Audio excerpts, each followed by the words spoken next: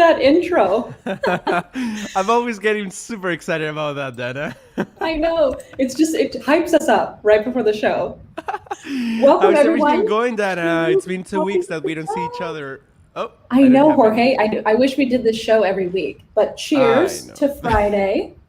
Cheers to And Friday. welcome everyone to Coffee with the Ducks, another I start to episode. see a lot of people, as we always like to see and to ask, where are you tuning in from? So we see people Yeah. from Scotland. Hi, Stuart. Hi, Stuart.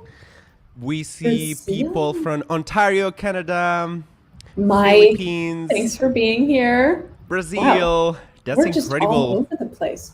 What an What time is international it? audience. I know. What time is it everywhere? This is really fun. I Hi, see more thanks so much. Canada, Love the Pennsylvania. intro. As we always like to Me say, too. guys, I think we never had a chat with you to say thanks to all the support, thanks to all the love that you give us in all the shows and also in Coffee with the Ducks. Like, we didn't expect such a great welcoming and such a great love messages. So thanks all for tuning in, Dana. So what's the agenda for today? Who do we have in the show? We have a very special guest. We have our very own Dave Schools joining us, and we get to learn about marketing. So welcome our head of marketing, Dave Schools. Hey, Woohoo! hi Dana. Hi. Hey, Thanks for having me. yeah, welcome to the That's show. great. So as we always like to do, Dave, we are gonna start with longer questions first, and then my favorite part with the one and only Dana Bentz with the lightning round. That's my favorite Also, part. in the audience, if you have any questions, please drop them there. So we always like to bring them on. But thanks everybody for tuning in. Okay, so Dave, I want to start different with you today. So you have an outstanding career also in writing. I think I've never met such an incredible writer. So how did you start your passion for writing? Tell us more about that hobby and that career as well. Yeah, I guess in the early days, it started out journaling. I don't know if anyone listening keeps a journal, but that is a great way to kind of get your thoughts outside your head and onto paper in a way that you can kind of make sense of them and then communicate to others. But I remember my first journal entries when I was 9 years old. I was journaling about a Okay. mouse. Journaling about what? A mouse. I had a pet mouse. And That's funny. so it started there. My family cultivated it. And then I went to school and I studied entrepreneurship. But I was a horrible writer in high school and college. Terrible. I could not, for the life of me, write for a grade, write for an audience of one. The teachers just didn't like my style of writing for some reason.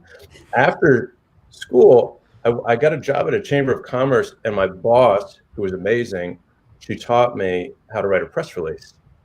And the press release was then published in the local paper. And that's when I saw, wow, writing can have an impact on a local business community. And a press release is a beautiful work of art, in my opinion, because it's just the bare facts. It's very useful information. It's just the core story: who, what, where, when, why, and how. And learning how to write a press release and then the impact it would have, that is when my career pivoted. And I jumped fully into writing.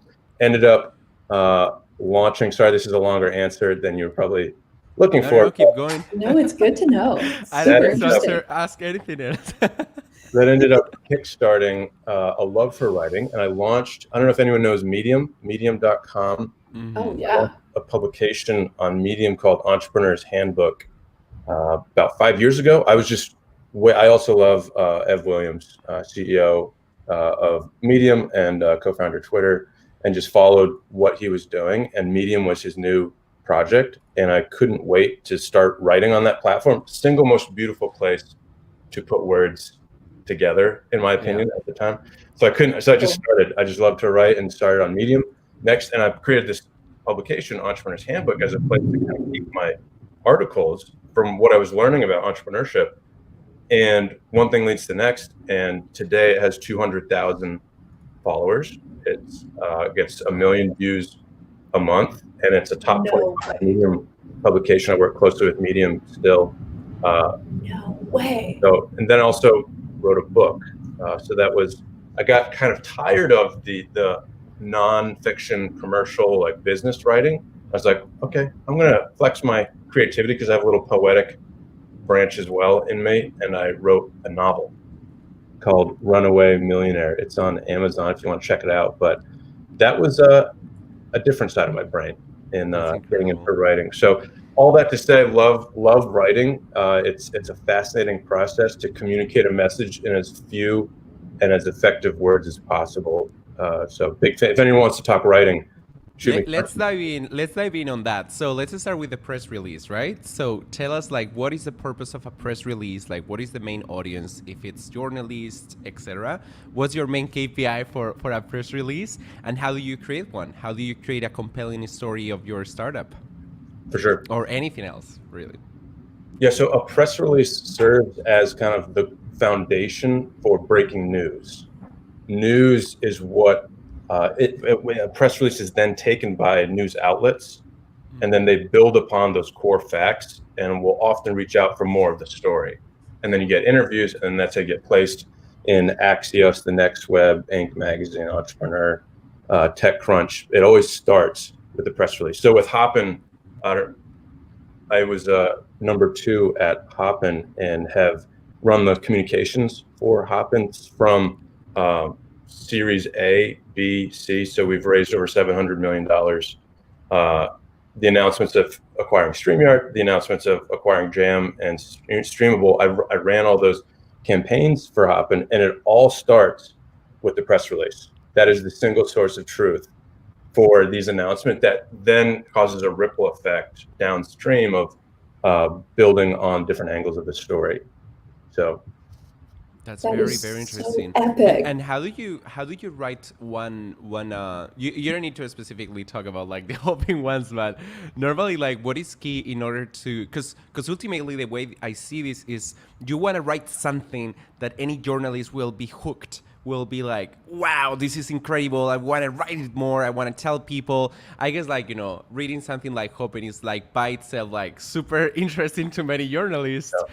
But it will depend, because you can bring it up different angles from the story that people will resonate with that, or will be like, just one more startup. And I think in your case, you did a great job to provide those different angles. So in that case, what do you think is key to make that interesting in the audience that is reading that? Yeah, the thing with the press release is it is the least sexiest piece of writing you'll ever come across. Maybe next to an obituary, but it's just the facts, and that's what makes it so appealing to a journalist, who then adds the flourish and the personality and the voice and tone of the publication. But the press release's job is to be as objective as possible. Like, you shouldn't find an adverb in a press release, because you want to be that efficient and kind of to the point with what you're writing. And then that lets the story come through. Who are the players? What happened? What's the amount of money? You know, what was the date? When did this happen? Only the facts. And it could almost be just like bullet points, but that's kind of the art of the press releases. Wow. The flow of it. And, you know, also another core piece of press releases are key stakeholder quotes.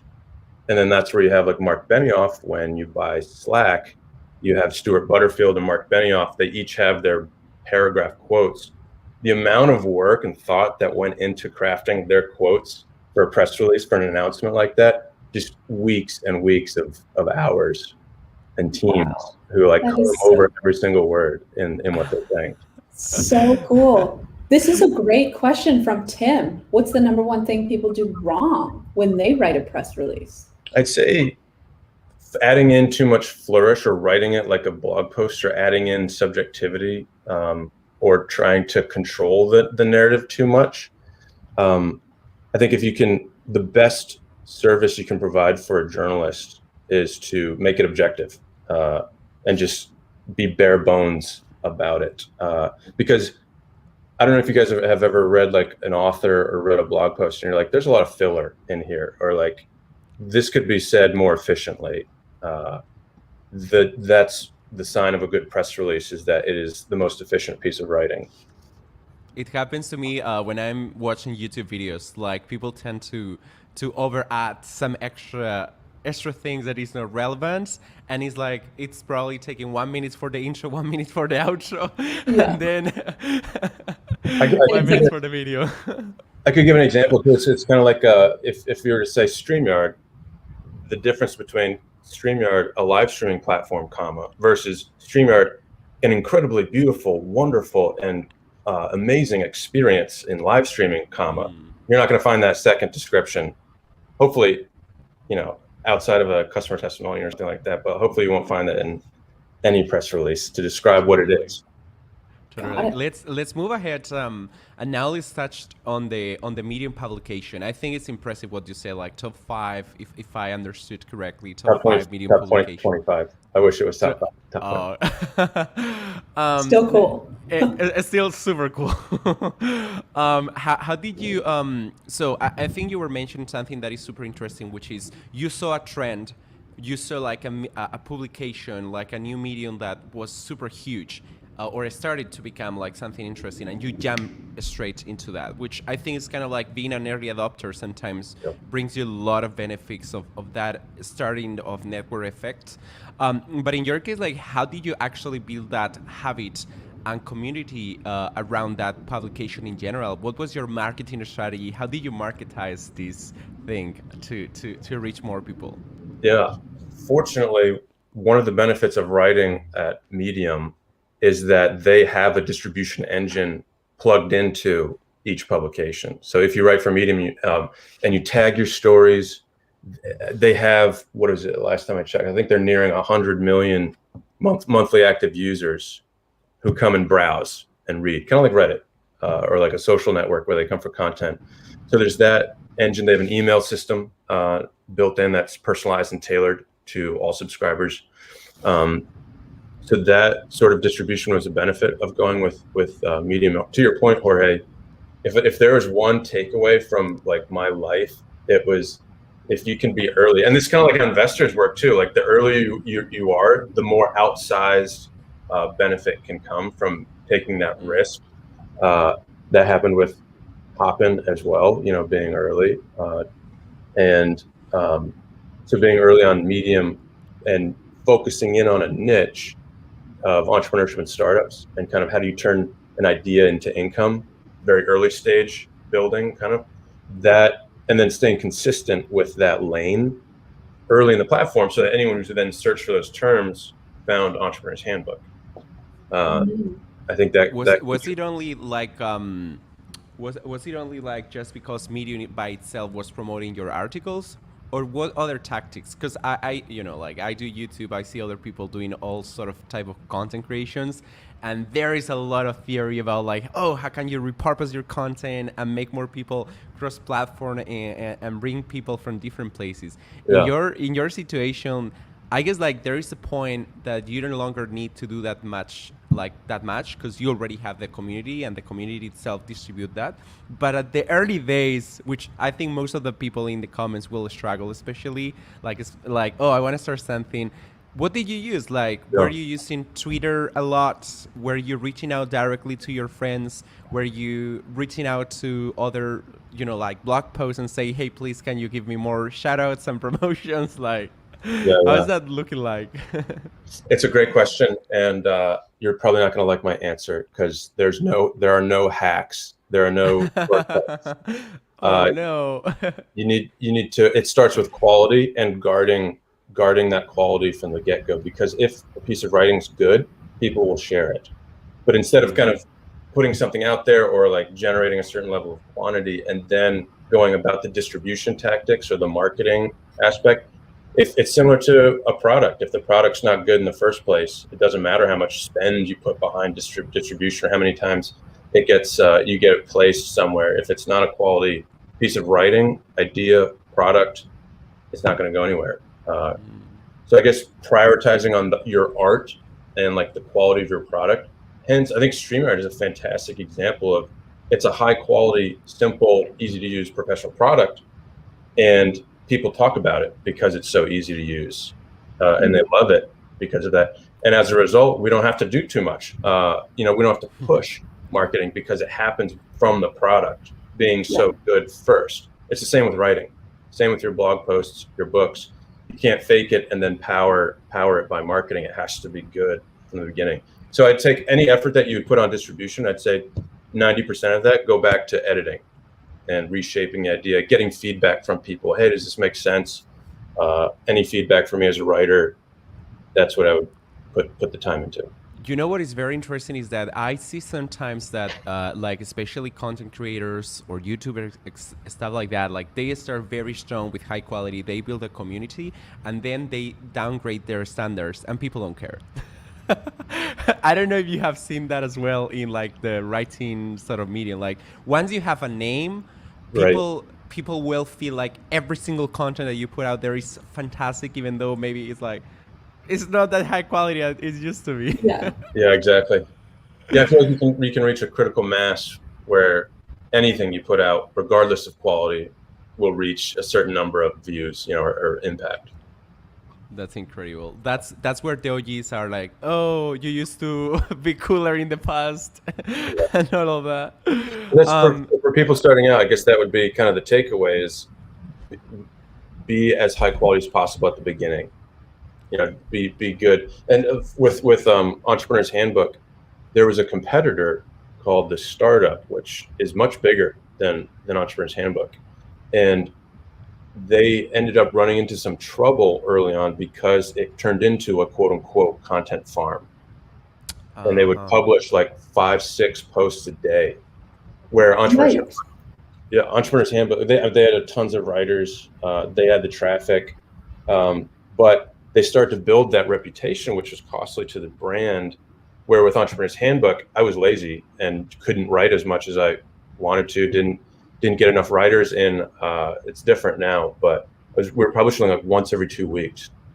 But I made sure that every piece was as good as it could be and never compromised on that, the voice and the quality that we started with. Let's talk about quality. So let's suppose that you want to sell me this pen. How could you write a compelling story about the pen? Like, how could you start a story? How could you develop the story? How do you end the story? So people, I mean, maybe you can choose another object.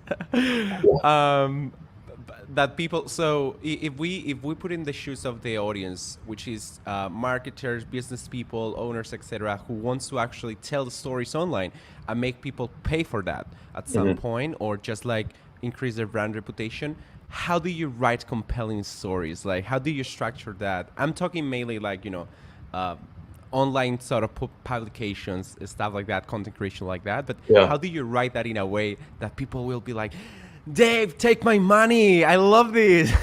So it's a great question. It's difficult. Depends on the vertical. And like if I'm in healthcare versus personal blogging, it's going to be different.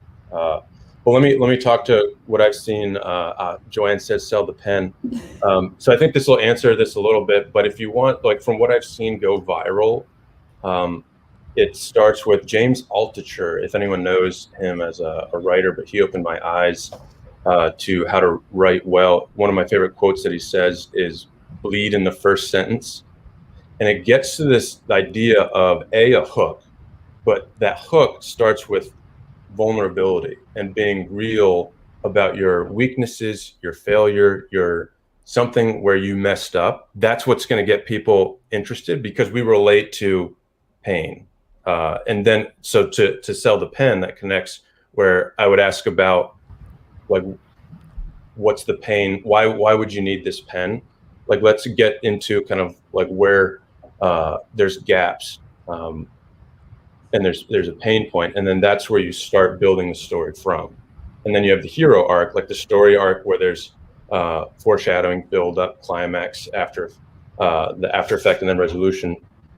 It's similar in a blog post. So to answer your question succinctly, I'd write about something where you struggled, learned, and the takeaways you got from it.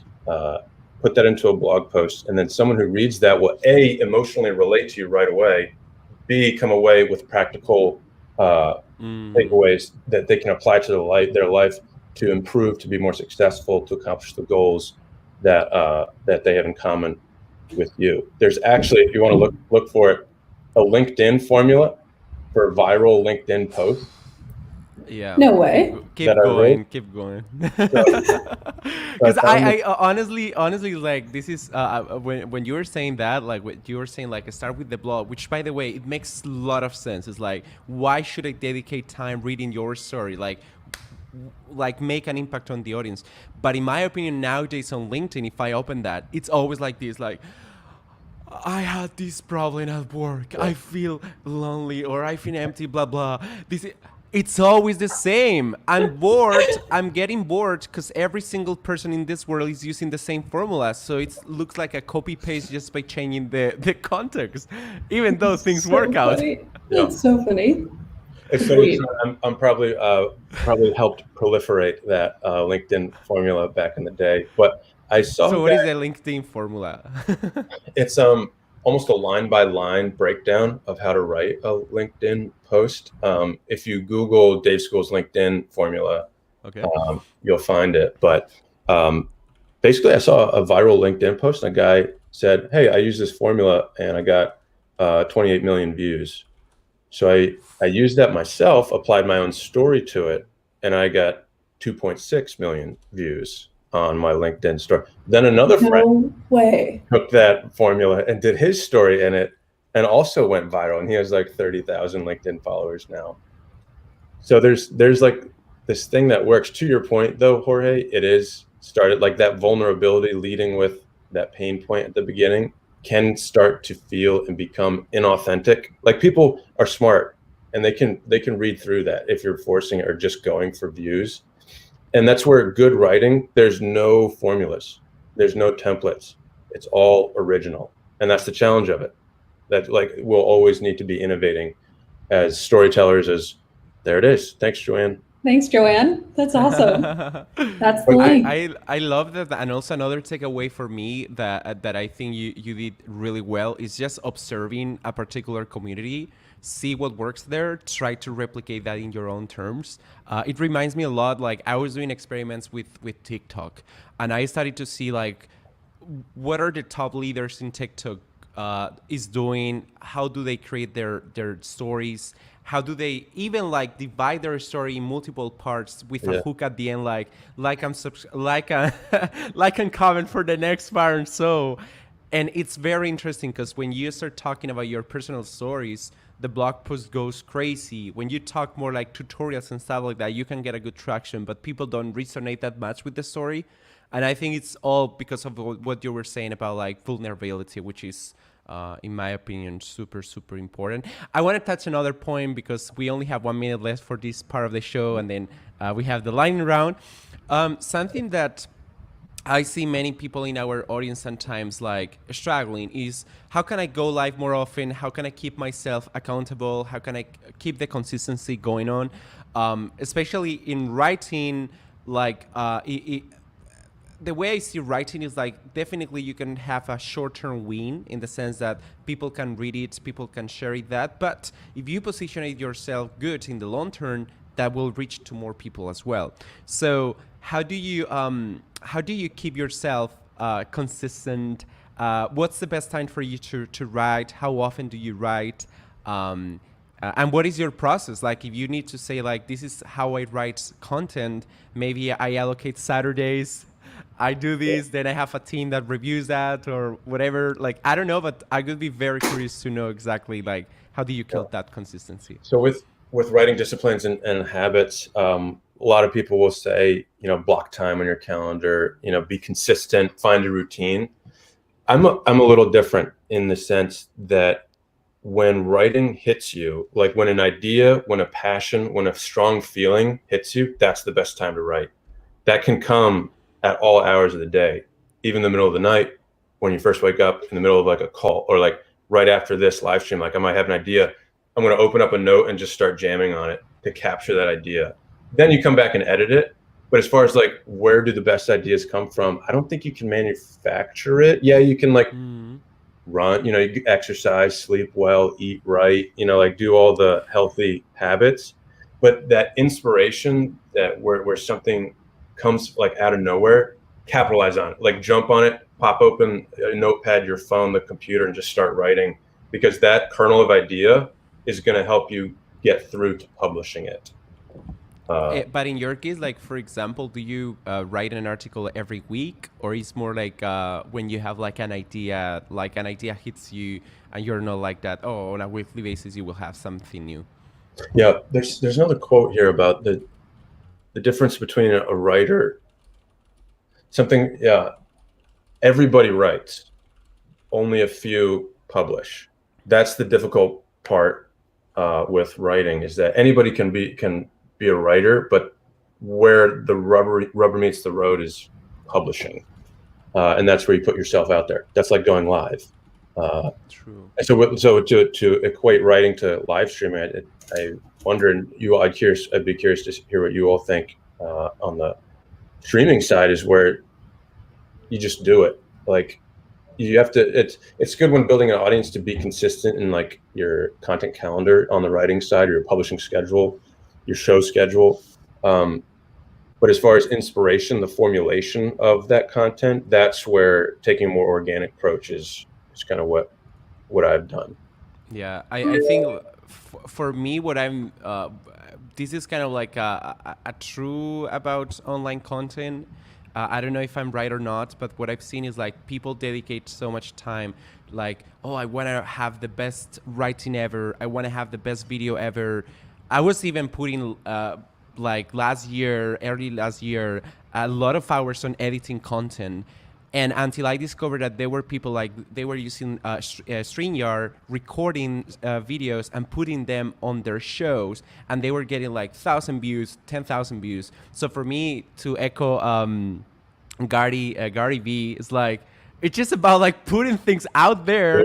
Just tell something interesting, not really about like all the flourish that you put around. It's true that on YouTube you need to be a little bit more polished. It's nice when you can edit and add some images. But in my opinion, it's like, honestly, even the videos that I'm trying out is like they are getting the same views as other videos that maybe it was taking way longer to edit, you know? So...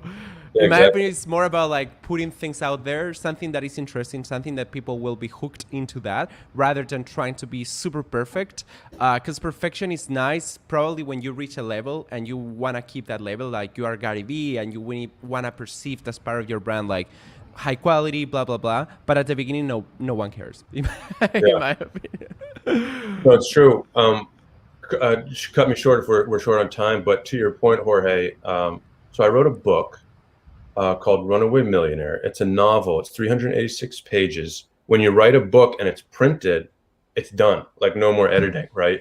It's out there for the world and you can't change it. Unlike a blog post or anything digital. But with a print book, when I read that now, it was published 4 years ago. When I read that now, it's like, oh no, like this is not my best work, or like I would change some things here. I would edit this a little differently. But that's the thing, and it's like the same with live stream shows, is that you are judged, or you are as good as the last thing you published. And that's why you have to keep publishing, or like that's why you keep growing and innovating, and then that's where the community develops, is that they're interested in the story that you're creating. So that's kind of like just keep putting yourself out there, keep publishing, keep going live. That's the key. You know, it's like, and we are just going right now for the lightning round. But when I saw like the YouTube channel that opened my eyes, is a YouTube channel about Bitcoin and cryptocurrencies. Don't gonna open that box here. We'll be here all day. But I was very surprised because like she's Tech con Catalina. She uses StreamYard, and when I was watching the content, Dana knows. I was like, dude, like every week she goes online, and those live stream with the StreamYard, which is 20 minutes, they go like 60K, 80K, and she does a live stream as if it were a video. Like she's not like, oh, let me read comments from the audience, etc. She's doing like bam, bam, bam, bam. So first, she's getting the benefit of YouTube is empowering more live streaming. So probably she will get more impressions and things like that across the platform. But also, she's like doing something that is super fast, is just in time, and she's getting 80K, 90K, 100K. That blew my mind, because in my head I was like, no, you can only get those numbers on YouTube if you actually take it serious, you edit, you put the hours. and she's literally like maybe putting 30 minutes to curate the articles and things like that, and like 30 minutes for producing that. It's true that, talking about Bitcoin, like you will have a community and you will have the numbers. But again, it's super smart. So just dropping that idea to the audience as well. Anyway, Dave, was great. Now it's time to the lightning round with Dana Bentz. This is my favorite part of the show. Okay, we're going to hit you with 10 quick questions. And by quick, I mean one-word answers or a phrase. That's it. The last time we did this with Jorge, it was not quick. I'm not a good example for this. Okay, number 1. Dave, do you prefer texting or talking? Talking. Depends, but talking. Depends. Okay, good. What's the craziest job you've ever had? I was a model in New York City. That's so cool. That's for another show. Okay, favorite day of the week? Fridays. Okay. Favorite food or drink? Margaritas. Okay. Favorite after work plans? It's Friday. That's why I said that. It's Friday. Love that. Spending time with my family, going for a walk around the block. That's getting nice. it done. That's nice. Okay. The nickname your parents used to call you? There isn't really like honey, deer, like the normal ones. That's cute. Nothing That's clever. so cute. That's super cute. Favorite holiday? Christmas. Ditto. Scale of 1 to 10, how good of a driver are you? Depends who you ask. My wife would probably say like a 3. But I'll go 7. I don't know. That's a pretty big range. Yeah. How long does it take you to get ready in the morning? Like 30 seconds. Nice. Don't know the benefits of remote work, right? Exactly. Age you want to retire? I don't think I'll ever retire in that sense. As far as not have to work for an employer, 40. Nice. But Nice. I've been self-employed for so long now. I kind of see that keeping going. Yeah. Working for yourself is fun. Last Halloween costume you wore? A giraffe. That's actually really funny. Okay, last one. Say any word in Spanish.